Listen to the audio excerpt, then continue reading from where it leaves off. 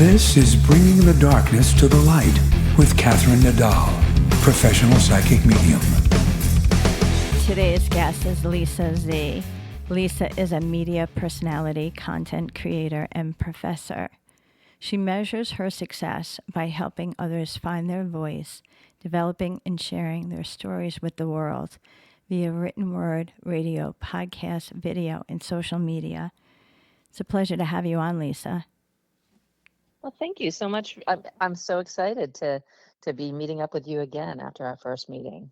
Yes, it's really cool. I know you and I spoke by phone, and then we had the opportunity, I guess, a month or two ago in Connecticut at a witch festival. And it was really cool to meet up with you in person and to get to see you in action. I know you're working on a big witch project, which we can talk about, in the near few minutes, but you're really a cool lady. I mean, the two of us, we were like soul sisters. We were like, hey.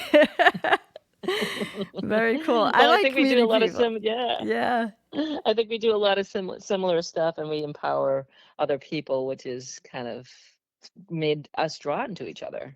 Absolutely. Yeah. And you also had your friend Brandon with you that day.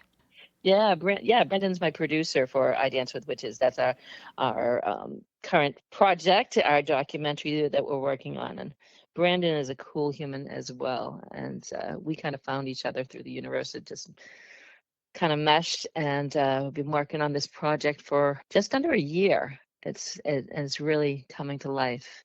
And that's kind of what led me towards you, because we've been doing a lot of interviews with different people.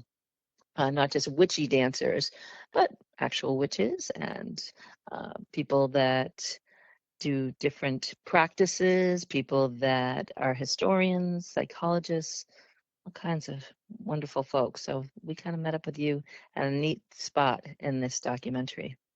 Yes, no, it's very exciting. I know we're just looking at your information online and then meeting you in person and then being interviewed. It's just a fascinating experience. And it's also a lot of time. It takes a lot of time to do what you're doing. So I really appreciate you with this project, because a lot of people don't know, and the role of education, especially with learning about witches and the Wiccan religion. And, there's many different sources out there. One of my favorite books was recently written by Bill O'Reilly. And it's a series. He has a killing series. And his book was called Killing the Witches. And I made it a point to actually listen to it on Audible, because he goes back over time. And, he actually, looked through history. And, there was a lot of similarities that were happening, but not just looking at what happened in Salem, but looking what happened, around the world. There was a lot of things going on in Germany, a lot of things going on in England. Many different countries were, kind of experiencing much of the same. So I'm sure during your research, you're finding out all of the similar things. Absolutely. And so the basis of this documentary is actually not about witches, but it's kind of moved into that realm, because you can't have one without the other. So the idea of this is that there is this witch dance. It originated in Germany, and it went viral, all over social media, because it's a really cool, it goes to a catchy tune. And it's these women dressed as witches that dance to German techno music, and it's kind of belly dance style. And it's really, really neat. Well, during the pandemic, prior to it, some groups formed, but during the pandemic, all of a sudden, all these different women from around the country, around the world, started forming groups, dressing as witches, and going out and doing this dance in public for charity. And it's generally older women. There are some younger, but it's generally women 50 to 70, right around there, that have already had their children, have maybe taken care of their parents, things like that. And they don't even dance with people they know. It's like they find new people, they find these tribes, and they come together and get this support system. But when we started interviewing people and finding out all about it, there was definitely a underlying story regarding witch and witching, and why people dress as witches, and why the symbol of a witch is actually one of empowerment. And that's kind of where we kind of took off from. So the history and what you were saying about the persecution of witches, and which is still going on today. Unbelievable. Yes, it is. It's interesting because I worked in Salem for 8 years, and this coming weekend I'll be working in Salem again. And it's kind of interesting because when you're actually in Salem, sometimes people just come as a tourist and they go one time in their lifetime. And that's when they really realize that people travel around the world. It's actually the Halloween capital of the world. People come from Tokyo and from Australia and from England just to come to Salem during Halloween. So it's pretty unusual, to some people to think, why would they want to go there? But when you think back to the history and everything that went on, but then when you go there, especially working there, and I know you did some coverage, at the Halloween parade and, especially this season, you realize that the town comes alive. There's like an electrified energy that happens. But it's Absolutely. really something to be experienced. My very good friend, who I consider like a second mother to me, is Lori Bruno, and she's one of the oldest witches in Salem. She's right up there with Lori Cabot. Lori Bruno is Italian strega, which means, Italian Mm. witch. And her history alone, from the work that she did at NASA and, living in New York City and living in Salem, and the stories she tells about her work with Dr. Louis Martello and, following the lines in her history that go all the way back to Italy and beyond, So it's kind of interesting when you sit down with someone who actually has worked in Salem, but also not just worked in Salem, but worked in Salem and lives in Salem, like someone like Lori and Lori Cabot and many of the other people that I'm friends with up there. So it's kind of interesting. There's a vibration in Salem that goes year long. I have some non-witch Absolutely. friends that live in Salem, and of course, they hate the traffic during the 31 days Hmm. of Halloween. But just during living, in Salem, on the off season, it's really picked up a lot of tourism.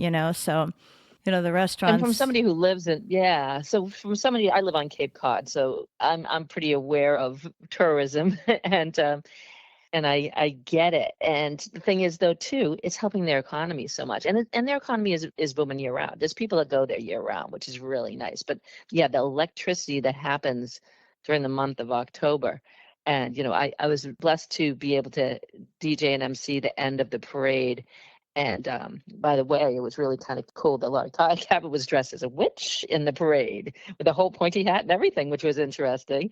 And but it was really neat, the electricity that was, and the kids just loved it, and everybody loved it. It really came alive. You have to go past the crowds a little bit if you want to go and discover the history, but there's so much history there to be had. Absolutely. Even where you live on Cape Cod, I mean, people talk about the Mm. Plymouth Rock. I mean, there's so many things that go back. That whole area is really historic. New England in general is just historic. So, very cool. So, And how did. Connecticut, where I met you. Yeah, Oh, Connecticut, where I yeah. met you too, and they had the Mm-hmm. trials there as well. That's right. So yeah, absolutely, Yeah, absolutely. that's where we met. We met, I think it was in West Hartford, I think, when you and I met together. Mm. But yeah, so I wanted to, I looked at your resume and it's amazing all the work that you've done in your lifetime. But how did you start out? Everyone says, when they're a little girl, what did you envision for yourself? Were you looking at acting or performing, or what were you thinking of as little Lisa? Little Lisa wanted to be a writer. Always, I was always creating books for family members, for presents. And I still, to this day, believe that the written word is the basis for any story. So I always go back to the story. So that part of my life is definitely driven my whole life. As I moved into teenage years, I did modeling, and I did TV commercials, and I did do theater, and I kind of fell in love with that whole area. And I was in front of the camera. But then all of a sudden I fell in love with radio, and I spent over 35 years in radio before artificial intelligence came in and took my job and put my name on a different voice. But I loved it though, and it's more than just sharing your voice, sharing your message.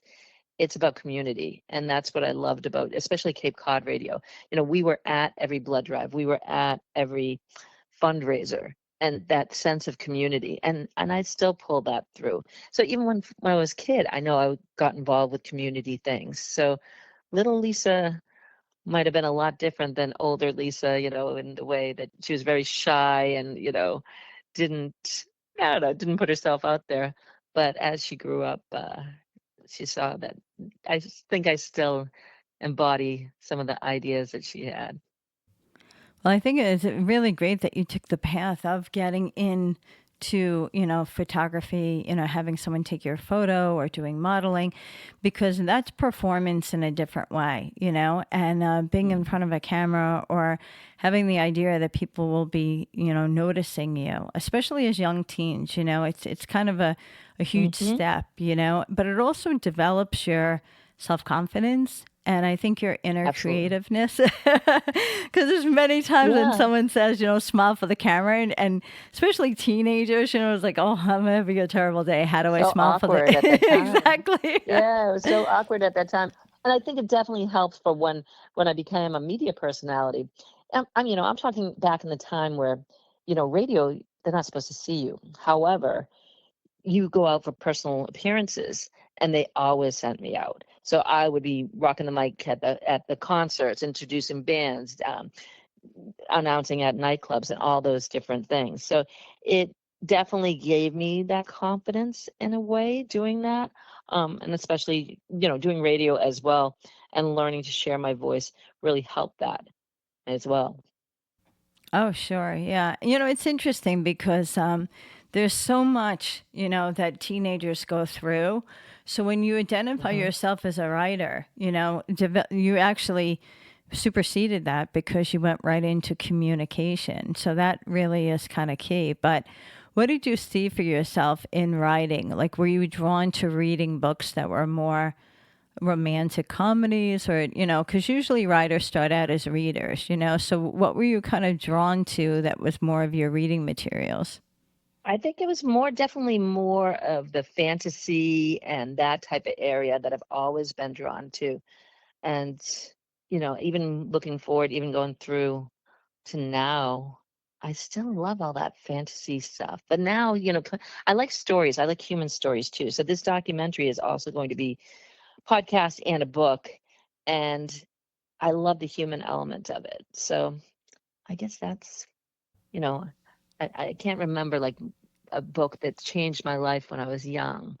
I was always reading, but I was always writing and drawing and doing things like that. Writing songs. I never did sing the Oh, songs, but I wow. did write them. That's great. I know when I think of being, because I wrote two books myself, but when I was young, I was really connected to The Outsiders, because some of my kids were like the kids in The Outsiders. So I thought, wow, this is, like Hmm. almost real life come true.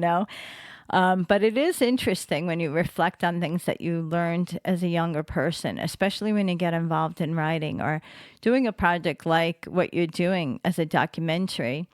It's kind of interesting because you become the reader and the writer all in one. So when you're sitting there listening to someone you're interviewing, you can almost in a way formulate in your head like how are you going to write that story, but also at the same time you're looking at their life, as an observer, thinking, this is incredible, like what people go through, especially. And I'm so impressed by this witch documentary that you're doing because you realize that a lot of these women have had different lives, and it takes so much Unbelievable lives. strength to get through it. And I think what you said, and I Hmm. watched them dance, there's a power to their dancing, but you can actually see, like, it's kind of like what I call evoking. Their motions are like moving the energy around, and there's a lot of stomping Hmm. in kind of the style that they're dancing.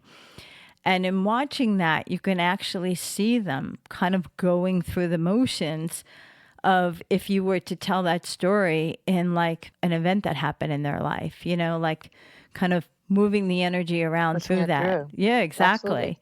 And it's And some quite of these women amazing. that, yeah, some of these women that I've interviewed, they they might have been in rough relationships and they're no longer. They might have been in a job situation that they never used their voice and now they do. And it's not just the putting on the witchy outfit. It's the confidence that has been built. I found a lot of these women say that prior to doing this, they didn't think they were seen, that they didn't think they were heard, that nobody saw them, that they didn't matter. So this is bringing them to the forefront, and it's really a nice story to tell because, in ways, I think prior to this, who was telling their story? That's right. But I also think when people go through a health thing, they actually Mm, become empowered to be different, mm-hmm, And it's like the health crisis, especially a lot of women I know that have gone through breast cancer and, certain mm-hmm, things that have really, they thought were going to take them out, but it didn't take them out.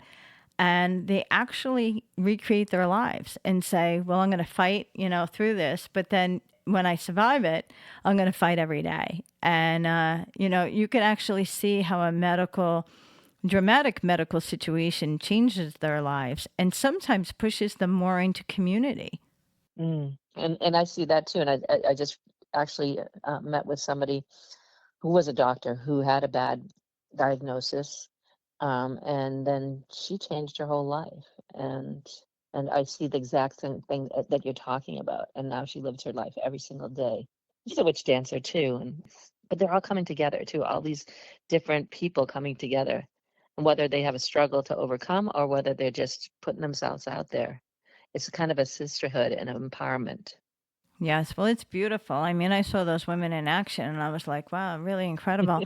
And they're very friendly. They were situated right next to where I was sitting, and so many of them came over and introduced themselves. And, it's interesting because when I was interviewed, speaking with you and your friend, you know, I think he asked me the question, so you don't dress like a witch? And I'm like, no, but I am one. So it's interesting. People have this idea in their head that, Hmm. if you don't actually have the hat on or if you're not wearing striped socks or, it's more been glamorized, I think, in films and in books and things of what a Hmm. witch looks like, so it's kind of interesting. But it's really powerful stuff that you're doing. So, can you tell me more about your educational? Because, your resume talks Sure. about everything that you've done. So, not just doing the work, but I mean, having degrees for doing the work. Yeah, so when I actually was in my teens, I thought that I was going to be an educator, and I thought I was going to educate little ones, tiny ones, and I don't know why that appealed to me at the beginning. But then I went to school, actually at a community college, which I full circle. I'm teaching at now. I've left the different universities, and now I'm teaching at my Cape Cod Community College, what I absolutely love because I saw that that college was changing lives. And so I started off, I got my associates, I went on for my bachelor's, got in radio, and like, okay, I'm going to just do radio. And radio is wonderful, but I knew I wanted more. I knew I had to change lives. Knew I wanted to teach. And I said, oh, you know what? I want to teach college students. And so I went on for my master's degree and then many classes towards my doctorate and went on to teach at several schools, different universities. And I teach things like social media, communications, public speaking, radio, television, film, writing, uh, broadcast writing, so many different topics. But I love it. And I love the fact that I can walk into that classroom and people's lives are going to change. It's not just, math is important, yes, but it's not just figuring out equations. It's something that's going to change their life and they're going to always remember. And so I have friends. I've married my students, not me physically marrying them, but I've officiated their weddings. I have students that I, you know, know now that I had 20 years ago. And so I knew that I was going to be an educator. And then that's kind of moved on into my life now at a later age too. Besides working at the universities, I've gone on to do some studying in more holistic healing, energy work, things like that. And I traveled overseas to work and run some retreats with people. And that was life changing. That was absolutely life changing. So I think we're a constant learner as well as an educator. Um, but yeah, I'm constantly continuing to learn. So, but I teach what I've done. Um, Sometimes education is not really that way. sometimes people are teaching to the test, and I feel sad for the people that do that. But I'm very lucky and blessed to teach the subjects that I do that will change people's lives. Yes, it's interesting when you talked about teaching because I'm sure, especially in teaching, communications, broadcasting, so many things have changed over the years, and, Hmm. I tell this story. It's constantly changing. It's Oh, yeah. unbelievable Let every me day. tell you, my mother's best friend, who we always called my aunt, she started out, in the 60s and early 70s, and she worked with some of the greats at CBS, Dan Rather, and, all of those people of the time. And when you go back and look at a broadcast from them, you see broadcasting being done in a certain way.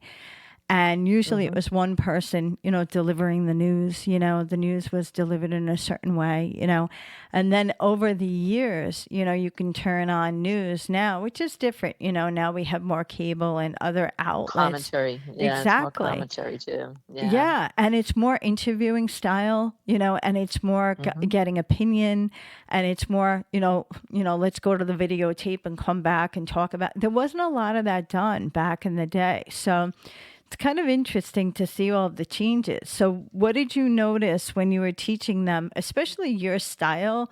Every instructor or every educator, I feel, has their own style. So, like you said, don't teach to the test, but how did you kind of give them your perspective of how they would find their inner educator?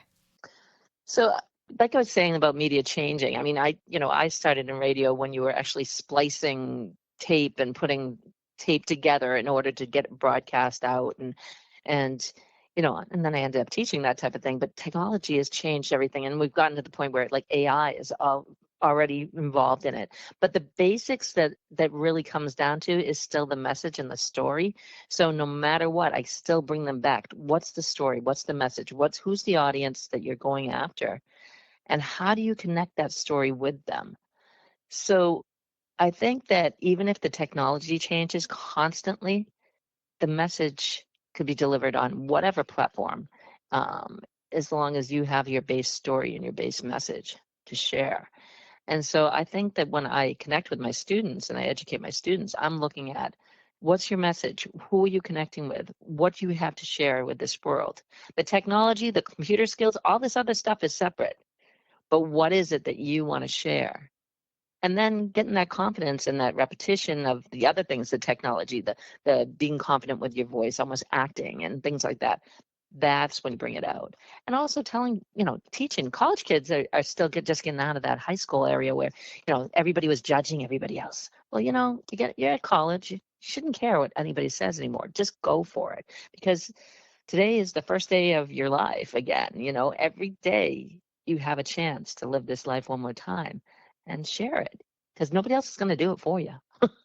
That is so true. Yeah. And you raise a really good point because you're talking about, how they are nowadays.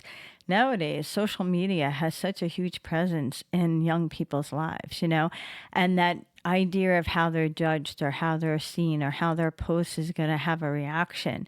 It's kind of Hmm. interesting, especially since the students that you're teaching are in communications or they're going to be in broadcasting. So it's kind of interesting for them to maybe look at it in a different angle, more like how will this be seen by your audience versus how do you think it's going to be seen by your friends? Do you know what I mean? So I think that's kind of a Right. good point. I actually tell them, I'm like, you don't have to tell your friends that you're doing this. You don't have to tell them you have a radio show. You don't have to tell them you're doing this right now. Launch it, be proud of it, go for it, because your friends sometimes are the ones like, oh, are you sure? That might be a little bit more judgmental, just because they care about you. That's basically it. It's not because they're being judgmental. They just care and they don't want to see you crash and burn.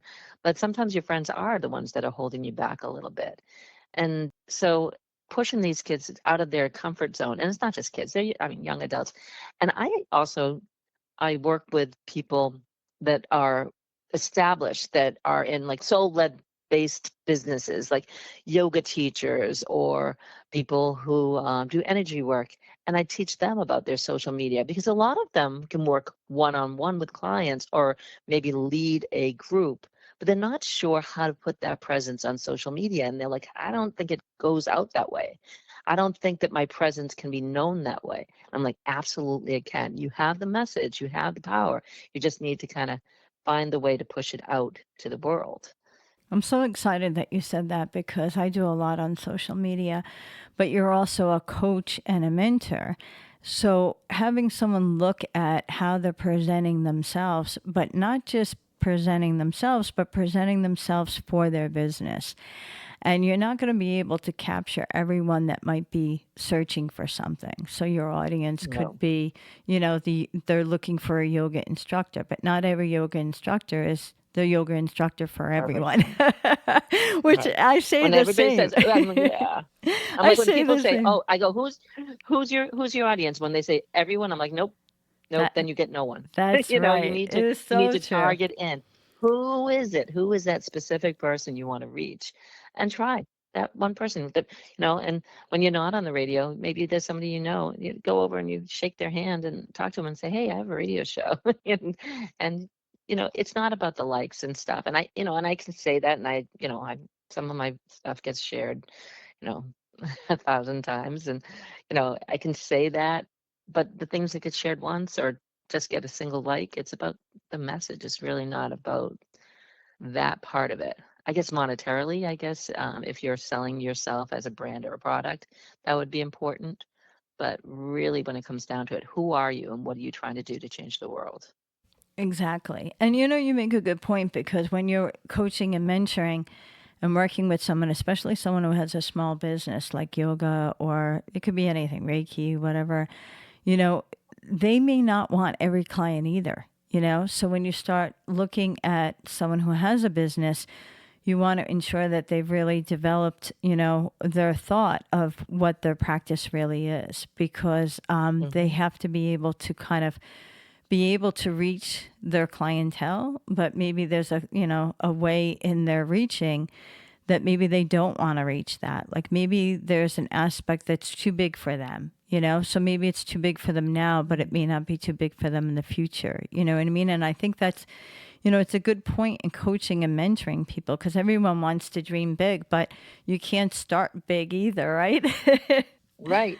And the other thing is too, it's like instead of working, you don't have to work harder. You could do a 10-minute video or a podcast, and that could be made into these short bits for social media. It could be made into a portion of a class that you teach online. There's smarter ways to do it nowadays. It's all connected. And so I do the technology part with people and coaching that area as well. And sometimes people are just overwhelmed with the scope of the whole thing. It's like, oh my gosh, social media, radio, television, film, it's too much. It's actually all connected into one. And if you can get the message, then boom, boom, boom, you break it down into all the different areas. And that's why I do the things I do. And I don't get overwhelmed as easily. I just see the big picture and how it all forms together into one story. Correct. Yeah. It's interesting before you had mentioned that you had traveled to other countries developing your own spirituality. So, what was that experience like for you, or where did you travel to? Mm. It was amazing. So the first year of this during the pandemic, I traveled to Spain, and I went to a goddess retreat. And and my husband was like, "Go for it." And it's like, okay, and not that he'd ever have to give me permission, but it was like during the pandemic, and you're going to travel during the pandemic. The families, of course, they're going to be like, "You sure about this?"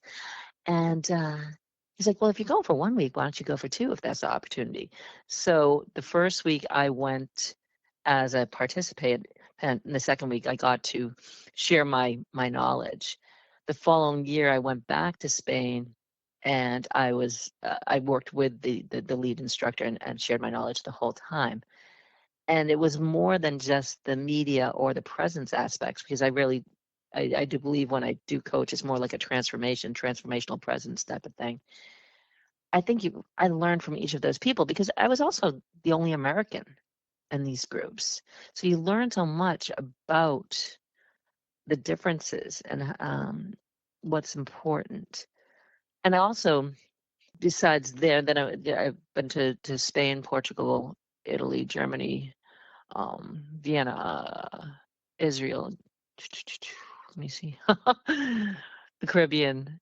I love my Sedona. I love my state stuff too.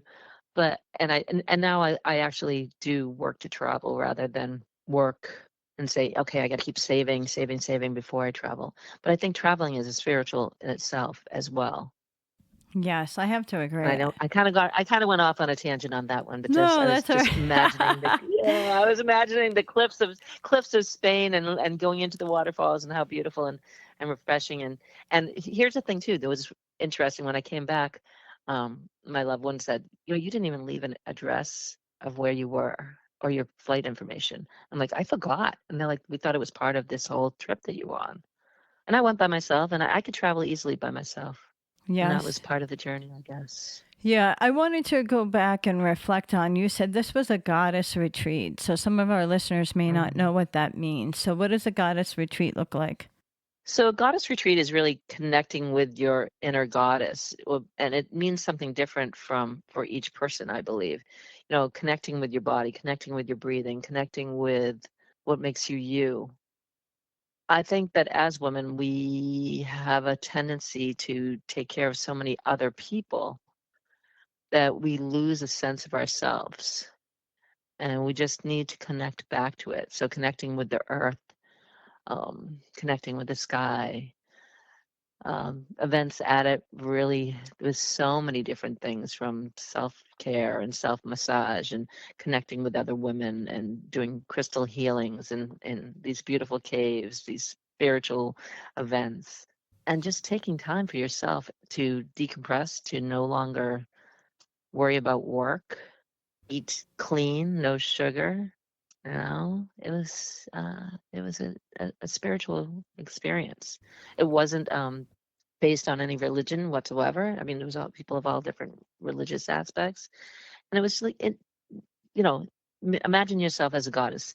Make yourself the priestess. Step up in your power. What is that, and what does that feel for you? That sounds wonderful.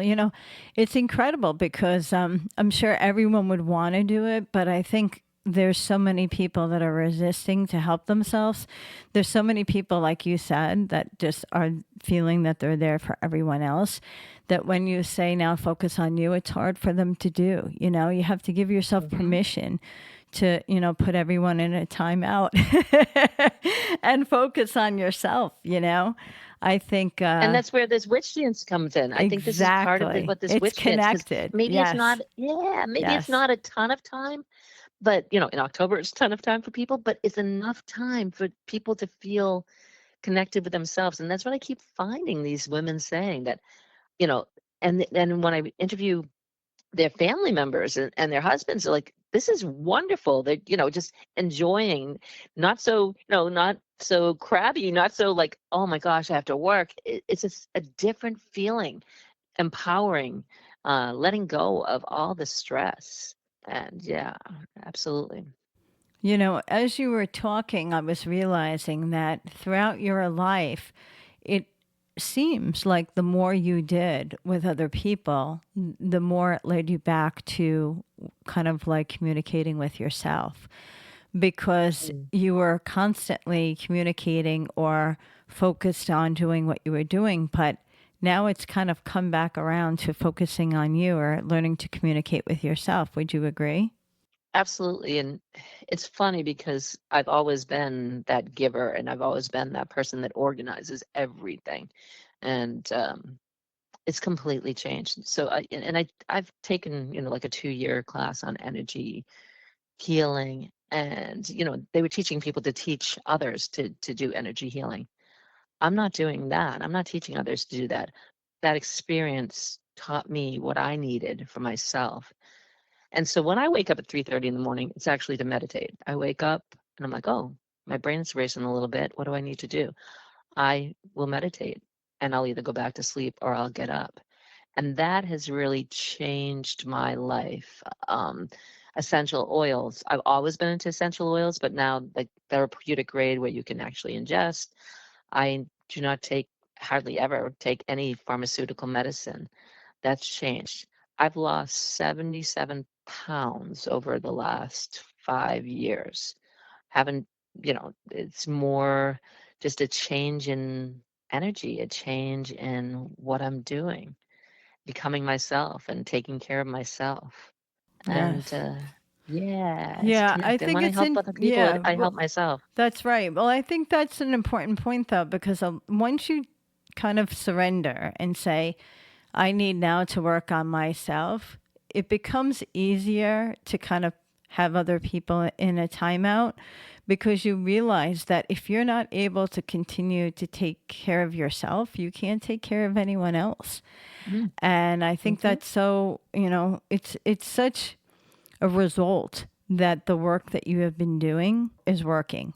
So for you to be able to say when you wake up now at 3 o'clock in the morning that you go right into a meditation, that you've been able to physically make the changes in your life to become healthier and that you can adapt to different situations. Because as much as you change your body physically, it's changing your body mentally. And when you can mhm. continue to induce positive things into your life, your thoughts become positive. That's why I constantly tell people you have to think good thoughts because thoughts have actions, thoughts Mhm. have legs, and those thoughts go running around the room. So you can't have that either. So I think, Yeah, and I tell all the witches, I tell whenever somebody comes to me for advice, I'm like, rise above. Rise above.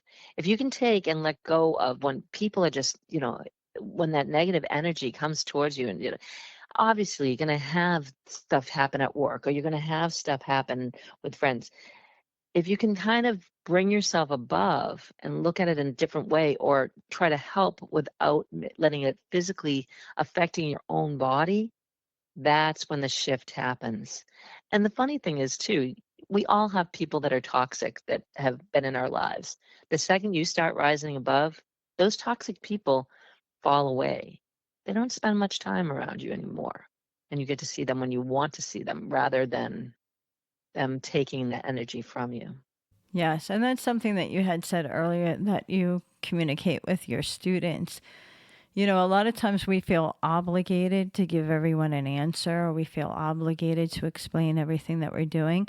People don't need to know everything that you're doing. And as much as Hmm. there are people that are saying they're looking out for you, there's also other people that may not want you to succeed. And that's kind of Hmm.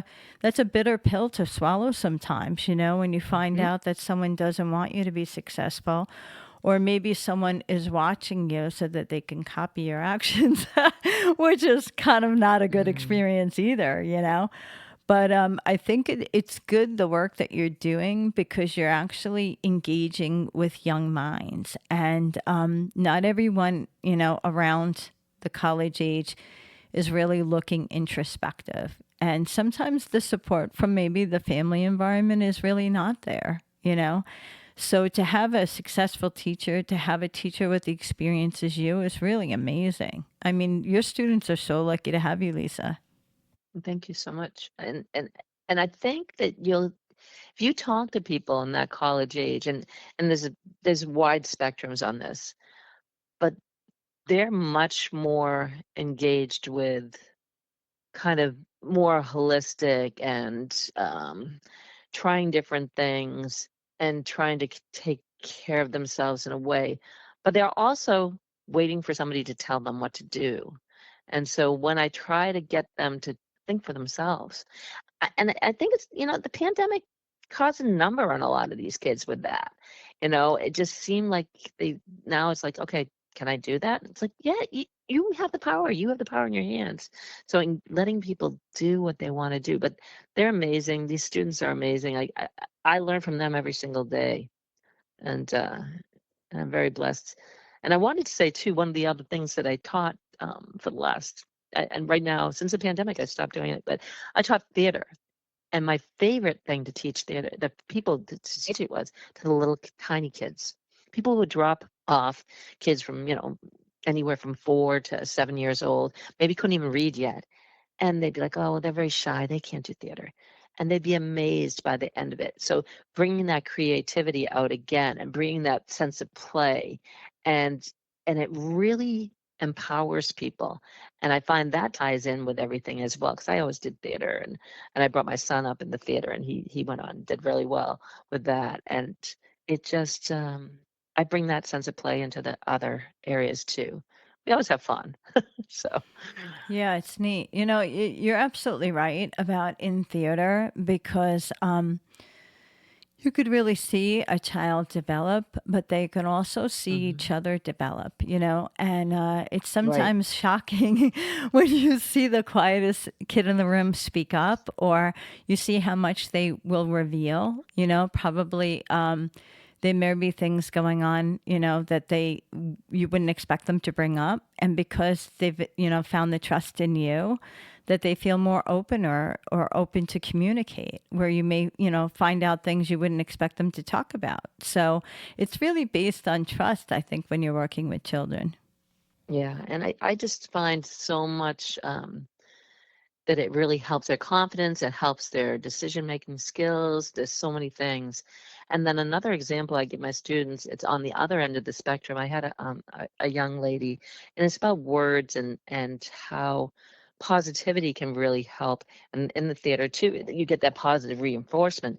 But one of the negative examples I can give was that I had a young girl, and she was like the lead in the play, and she was probably 7 years old, and the play was coming up, and a student who was neurodivergent, he didn't, he was just being a mean boy, and he's like, well, you're ugly and you can't sing. Well, all it took was those few words. When the play came, all of a sudden, like, her mom's there, she's asking her to put on makeup on her, to curl her hair, and she was like, in beautiful voice, beautiful girl, and it was just kind of, and so it takes 100 compliments to get rid of that one bad statement. So when I have students, when I have theater students and stuff, it's always that positive reinforcement. Of course, there's, ways to learn and how to make things better, but the positive reinforcement and words are really, really important to the story as well. And I'll just never forget that. And I use it with my students all the time. Oh yeah, well that is really powerful because it's the word of suggestion, right? So he suggested his thoughts Mhm. to her, and she made she made action on his Mm, suggestion. mm, So he suggested I was mm. ugly. Let me change this. Because when you're at that age, who knows, like we talked about how vulnerable we all are, especially as females growing up, you kind of get these little thoughts, I guess. But in males too. The media's and social media has really changed how people feel about themselves and their vision. Absolutely. So, for anyone that really wanted to get into radio or really wants to, so I go back to, the 1980s. I followed Howard Stern and Robin Hmm. Quivers, and they were really huge radio personalities at the time. In Hmm. the New York City area, people were following Z100. I mean, there was so many different Hmm. radios, WPLJ. There was like, no, radio has changed, All my obviously. friends, all my friends are in all those stations. All my friends are on all those stations, and they started down here on Cape Cod, which is really cool. But Oh, yeah, wow. radio has changed significantly, and and I would never discourage anybody from being radio, but I would recommend that you learn more than just radio. I mean, if you have the abilities to learn how to do social media, to do video as well, because they're looking for it. I worked for iHeart for forever, and even, they're looking for not just, it's visual radio, podcasting, knowing how to hit those little, take a 5-minute broadcast and then break it down into little parts that could be used for audio, video, social media. And so if you're interested in going into the radio or podcasting field, really try to get those skills down and get your message, write, and look to who you enjoy out there and copy. I remember listening to Dale Dorman in the car, and Robin Quivers at times too, listening to them and kind of repeating what they had to say and getting like the inflection going. And yeah, I mean, and just go for it. It's a different world now in media. You can self promote and you can do really well with it. Where before, you needed an agent or you needed that big break. Now you don't necessarily need that. Yes, yeah, it's interesting because when you think back to them being a radio host, they had to create content, and you don't really see a lot of that now. So when I look back to early Howard Stern and Robin Quivers and their story content, they always had something going on, either with Hmm. with their host that was coming in, and a Hmm. musician. There was a storyline behind it. Maybe they were promoting someone's movie or music in a movie or whatever. And And as dirty as Howard was, he was a master interviewer. He was just great at interviewing. absolutely. Yeah, well, he still is, and I just Yeah, recently caught yeah. a couple of things of his, and he's got a certain way he interviews, and she jumps in. So, I mean, there couldn't Mhm. be Howard without Robin and Robin without Howard. They seem to have like this invisible kind of cadence to how they speak with a guest, And it's interesting because they had content and it always ended up going in a different direction than the listener thought it was going to go in. And he had a lot of kind of cliffhanging moments, where the audience didn't know where the interview was going to go. And so there was a lot of that happening of the time. But I think now, probably working with radio now, it's really changed. I mean, just going back to someone like Howard Stern, I mean, like, but you have to be politically I think correct that and all these things now, which yeah, yeah, wasn't going yeah. on when And he was on. So, I mean, a lot of people don't realize the prep that goes into different programs like that. And it's funny because radio's gone through like let's just talk up a record, which means, talking up a song for 10 seconds and you hit the post to actual personality and local content. And it's really changed in those ways. And a lot of people don't realize how much prep, the prep that went into, the Howard Stern show. And the fact is too, Robin would at the beginning there, Robin wasn't even in the same room. She was in a, way over, they didn't even see each other, but they knew each other so well that they could work off of each other. But all of these type of talk programming shows, a lot of prep goes into it about the message. You can't tell what an interview, where it's going to go with the interview, but the other parts of it, you can control that. And I think that podcasting has really got the message, where radio was moving into podcasting, moving into the message. And the funny thing too about podcasts used to be everybody was doing these hour-long podcasts. Short content, short form content is really, really popular. People like to listen for 2 minutes. As a podcaster, you can make 20 podcasts in the time it would take you to make an hour-long one. So it's constantly changing based on the listeners, but it's all about the preparation. It's all about the message. yeah, that's why I happen to like Instagram because in those stories, your daily stories, you can get a really small clip, and Hmm. it's enough, for to say what, like I did one on reincarnation, and it was enough, and then you Hmm. swipe and you're on to someone else for their 2 minutes, So there are ways to kind of get your message out. But also it's Hmm. exposure because you can drop in your website and you can mention someone that you were wanting to tag in that, So, and even tagging music in a lot of your, posts to promote a podcast or to promote your work, I think people really are engaged with music and they can identify, especially if you're using music that's talking about something that is your topic for the day. Kind of goes hand in hand. Music, yeah, music has changed so much too, and how people are sharing the music. So, yeah, it's a different world, and you have to embrace it, and you have to embrace AI, even as evil as it might seem, and use it as a tool. And so I think that you'll find that these, what you just mentioned about the Instagram, the short posts, that's what's going to bring people to you, and they're going to listen to that hour-long podcast too, or check out your website. So, it's right advice there.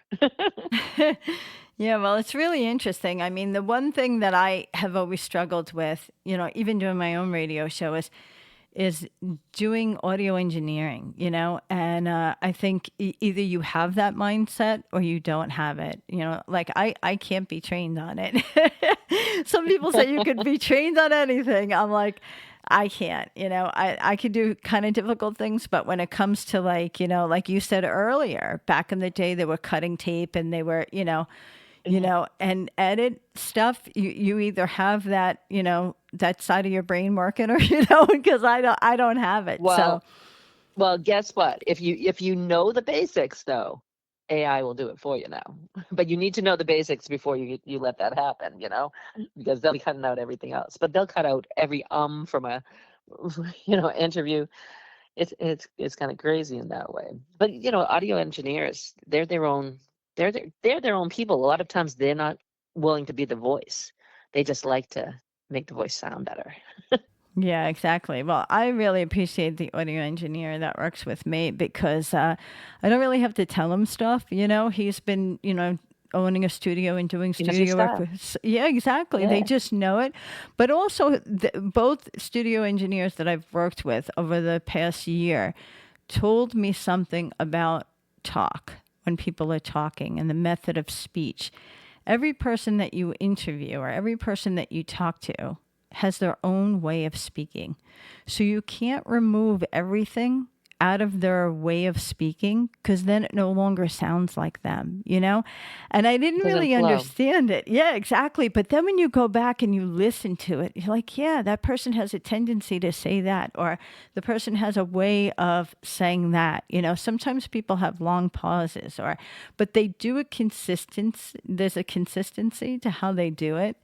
And if it Hmm. wasn't for the audio engineer guys, I wouldn't really have observed that. So it's interesting. So I so mean, shout out to your audio, yeah, shout out to your audio engineer. They can tell exactly when I'm done with my sentences because it stops right there. exactly. Yeah, well, you're a professional. So yeah, exactly. But yeah, it's It's a it's radio background thing. exactly. Well, I'm sure, yeah. But I mean, that's why I think, and I don't think radio is really going away. So even when you look No. at streaming or you look at, a platform as big as iHeartMedia, iHeartRadio, there's so many ways And that, no heart media, that's what we all call it. oh, But well, no, but they've transformed. They just transformed. That's all. They sure. just but they were the biggest layoff of all types of jobs around the Wow. world, and Yeah. it never got spoken about because we were all under contract. So Yeah. So those are yeah, the stories that maybe not everyone knows. But it's yeah. interesting because that's why I think the message you said earlier is so important. When you want to enter a career field, you have to be able to learn more than one skill because one of your skills may be eliminated, and then you And have here's to the be here's able. the other thing. And here's the other thing, though. Radio, like the ability to speak, the video, the audio, all of that carries on more than just podcasting and radio. Knowing how to do that, I have students that are they're learning to be funeral directors.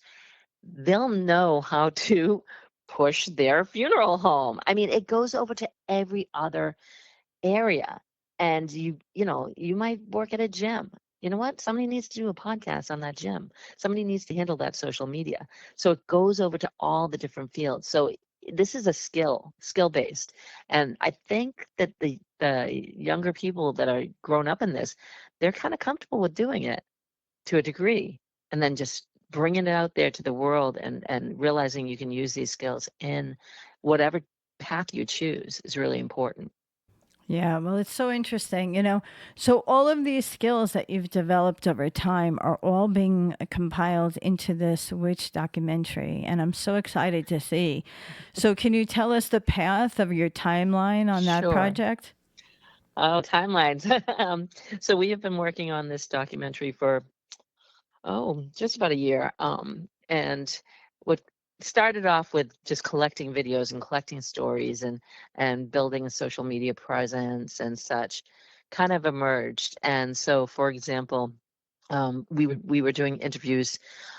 So we have a website, idancewithwitches.com, and we knew it was more than just the New England area, and that was the area we were focused in on to collect interviews easily in person. And my producer Brandon, he travels a lot around the country, and he actually travels to Europe too. And so he does have the connections to the different places and different film crews. So we'll have a film crew in New York, or down in Arizona and such. And it's amazing because I can still ask the questions from Cape Cod and talk to somebody in Flagstaff and have them answer the questions with a beautiful film crew there. But so how it emerged was, we started off taking some interest, just doing a social media push, mainly on Facebook, because that was the audience, that 40 through 70-year-old female generally is on Facebook, especially for these witch dancers, and starting collecting stories. Then we interviewed people, and then the Germans came. So Volkshager Hexenbrut, that's the original dance. They are from Germany and beautiful people.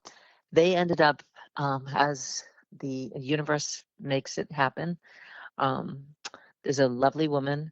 Her name is Martina Carolla. She had this vision to bring them to Salem, Massachusetts, to meet Bora, who is a street performer. Um, in Salem. And I kind of connected with her. And then all of a sudden, everything started jumping. And they ended up coming for, like 14 days. They danced with me at King Richard's Fair, and we had over 300 dancers there, and we shot all of that. And then they marched in the Haunted Happenings Parade, which I emceed the end of, DJ'd, and they danced there in Salem with over 300 witchy dancers from around the country. People came from Iowa, from California, from Florida. Even with a hurricane, they came from Florida and all over to dance with them. So they're part of the story. The story isn't about them, but the story kind of they tie it in a little bit because they were the original spark that got all these women to dress up and do this dance and explore their own creativity. So bringing it back to the storyline, so that all that filming has just happened the first couple of weeks, and end of September, beginning of October, and then as we move forward, we're still collecting online submissions. We're still doing different things. In the winter time, we're going to be editing, and our hope is to release next October. So exciting. I can't wait. So Well, great. our hope is, so we'll So see, great. Very good. Well, Maybe we'll go to Germany, though. everyone will be following you on your social media, your website, and I think that's great. So if you want to plug your social media so they could follow you. Sure. So I Dance with Witches on Facebook, and I'm mainly doing a Facebook thing. But I Dance with Witches and idancewithwitches.com. I'm Luna Lisa. And I also have, of course, my social media. That's where I do a lot of my empowering women and my media coaching and things, and the idancewithwitches.com. And my real name is Lisa Zinsius Supka, but everybody calls me, Lisa Z or Professor Z or Dr. Z because it's easier to say. But Lisa Z, and I'm Cape Cod. So I hope that you guys will follow the projects, I Dance with Witches. This is so exciting. Thank you so much for being on our show. You're going to be introducing the song that you have selected from Peter Fox. I think it's a German song. What is the name? I can't pronounce it.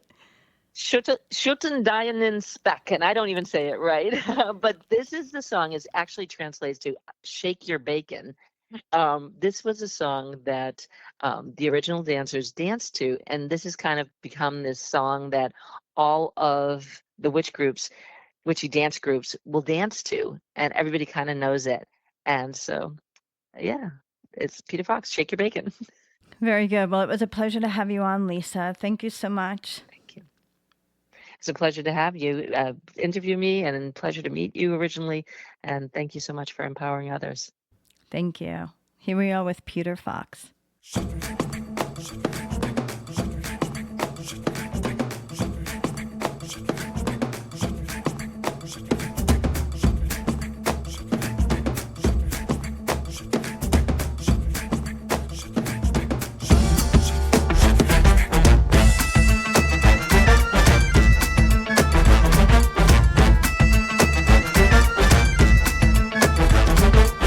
Ich lass mich heute Abend blicken, ich komm gut geschmückt, in den Laden geritten. Alle tanzen, die Damen sind echt entzückend. Ganzes Backblech voller Sahneschnitten. Die Torten schütteln ihre Schrippen, schütteln ihr Gold auf den Rippen, schütteln ihr Holz vor den Hütten. Die Macker versuchen im Takt zu nicken. Ey Barmann, mix mir was zusammen. Er schüttelt